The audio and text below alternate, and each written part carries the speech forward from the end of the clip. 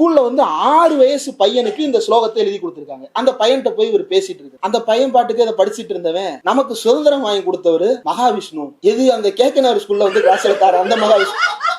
அந்த மகாவிஷ்ணு இல்லைங்க, மகாவதார் மகாவிஷ்ணு, லட்சுமியோட வீட்டுக்கார் மகாவிஷ்ணு. ஏங்க சிரிக்கிறீங்க? ஒரு யுனிவர்சல் ட்ரூத்துக்கு இப்படி சிரிக்கிறாங்களே. சரி, உனக்கு தெரிஞ்ச ஃப்ரீடம் ஃபைட்டர்ஸ் யாராவது சொல்லு. திருப்பூர் குமரன். கரெக்டா சொல்லிட்டேன், திருப்பூர் குமரன். அவர் பேர் என்ன? குமரன். திருப்பூர் அவர் ஊரு. அவர் என்ன செஞ்சாரு? கொடி காத்தார். கொடி காத்த திருப்பூர் குமரன். பேர்ல எல்லாமே வந்துருது. விஷ்ணுன்றியே அவரு ஆறு, எந்த ஊருக்காரு, எங்க பிறந்தாரு, என்ன சுதந்திரத்துக்காக போராடினாரு அப்படின்னு இவர் வாட்டுக்கு ராமர்னு ஒருத்தர் இருந்ததாகவோ அப்படின்ற டோன்ல இவர் கேட்டாரு போல. கேட்ட உடனே அந்த பையனுக்கு வந்து என்ன ஆச்சுன்னு தெரியல, புசு புசு புசு புசுன்னு அழுக ஆரம்பிச்சிட்டான். என்னடா அழுகிற?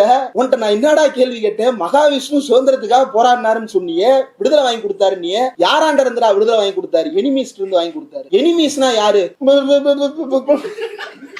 அழுதுட்டான். கொஞ்சம் வளர்ந்தவனா இருந்தா திமுக இருப்பான், அது வேற. இப்ப புதுசா பங்களா பண்ணையார்கள் வந்திருக்காங்க, அவங்களும் ஏதாவது கேள்வி கேட்டா திமுக. என்னடா திமுகன்ற? திமுகவுக்கும் சென்சார் போர்டுக்கும் சம்பந்தமே இல்லை, இருந்தாலும் திமுக தான். சரி, திமுக இப்படி இந்த மாதிரி ரொம்ப எல்லாம் கேள்வி கேட்காதீங்க, அண்ணா அவ்வளவுதான் சொன்னாரு எங்களுக்கு அப்படின்னு அவனாலும் எல்லாம் அந்த சின்ன பசங்களுடைய மைண்ட் செட்ல இருக்கிறாங்க. அந்த பையன் விஷ்ணுவுக்கு மட்டும் இல்ல, சிவன், பிள்ளையார் போன்ற கடவுள்கள் பற்றி யாராவது தப்பா பேசினா இப்படித்தான் கோபம் வருது அப்படின்னு அந்த அம்மா சொல்றாங்க. அவனுக்கு ஏன் கோபம் வருது? இவர் ஏதாவது தப்பா பேசினாரா? கிடையாது. அவனுக்கு விஷ்ணுன்ற பேர் மட்டும்தான் தெரியும். ஆனா அந்த பேரை பத்தி ஒரு கேள்வியை கேட்ட உடனே அவன் பொசு பொசுன்னு அழுகுறான். நீங்க உடனே அர்ஜுன் சம்பத் மாதிரியான ஆட்களை கற்பனை பண்ணிக்கிறாங்க. இதெல்லாம் 6 வயசு பையன். 6 வயசு பையன் அப்படி இருக்கிறான்னா நம்மளால புரிஞ்சுக்கிட முடியாது. 60 வயசு வரைக்கும் அப்படியே தான் இருக்கிறாங்கன்றதுதான் ரொம்ப அதிசயமா இருக்கு.